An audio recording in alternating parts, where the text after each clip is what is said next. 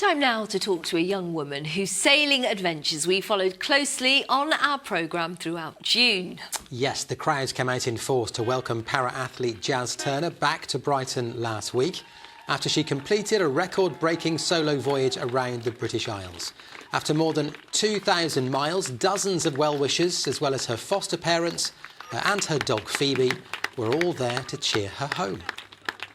And we are delighted to say that Jazz and Phoebe are here with us now. And it is great to see you face to face because we had a few awkward satellite chats. Yeah. You must be thrilled, Jazz. How are you feeling about everything you've achieved? None of it's really sunk in yet, but I'm definitely starting to feel the tiredness. Now, this seems like a daft question, but how hard was it?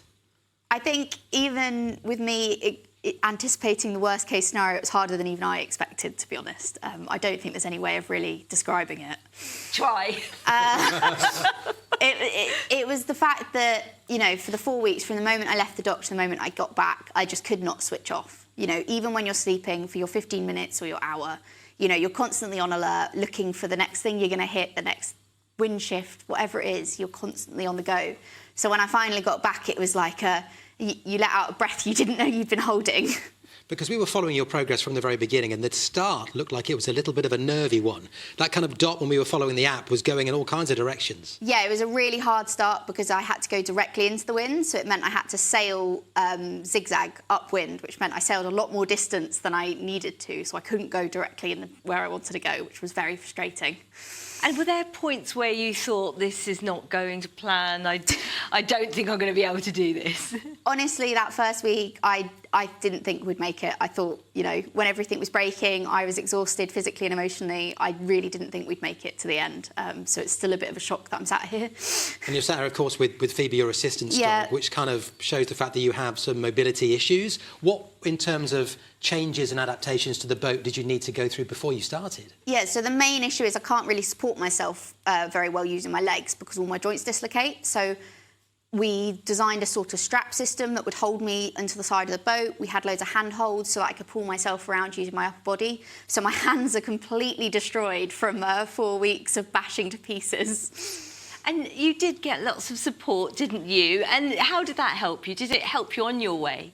Yeah, I mean, the amount of support I had was incredible. I wasn't expecting it, and this project's gone a lot further than I ever anticipated. But yeah, every time you're having a bad day or struggling, you just have to remember all the people you're doing it before and how many people are behind you.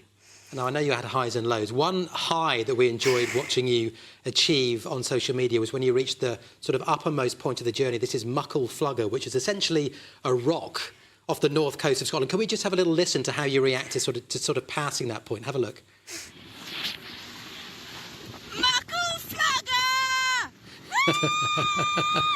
I mean, everyone would have heard that. That was quite a moment, wasn't it?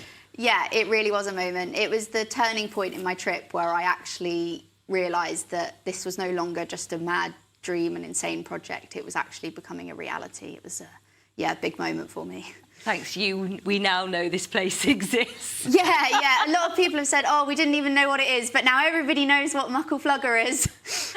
And also, I mean, you had lots of people following you on social media as well, giving you support, some famous people.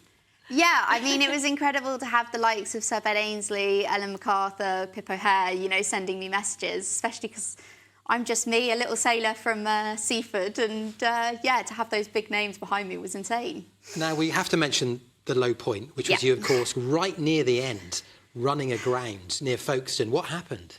Essentially, I fell asleep and I was quite close into shore, and unfortunately, tide and wind conspired that I ended up high and dry on the rocks, essentially, just outside Folkestone Harbour. And at that point, it could have all been over because you couldn't get help, could you? Yeah, so for the record to stand, I had to get myself off the rocks independently. But to be honest, at that point, I was more worried that I destroyed the boat and all of our effort would be for nothing. Well, as we know, you've done it. Yeah, but we got her back off safely. We've had the final survey report. The boat is structurally intact. Apart from a bit of aesthetic gel coat and fiberglassing, she's all good. It was such an incredible achievement. Now, I know one of your aims was to get back in time for your birthday. Yeah, it was. Which is Today. Today? Yeah. We should have done something. We should have. Actually, maybe, Matt, we have. I think we've got a little surprise. Happy 27th birthday, Oh, Jazz. thank you very much. Oh, well, that's got somebody's attention, Hey. Phoebe. Don't let the dog eat the chocolate. Yeah, not But we know for you. chocolate was kind of your thing that got you through. Yeah, chocolate and 23 cans of Pringles. I'm just going to move it a little bit. Quite a few tins of peaches. That's basically what I've survived on for the last 4 weeks. Just amazing. Brilliant. Look, well, okay. I think we should send it back that Yes, way. you can take it with you. Because I'm really thank you. tempted. Jazz and Phoebe, many Yeah. congratulations. Thank you so much for coming. Thank you very much. Sulking now, didn't get enough. I know.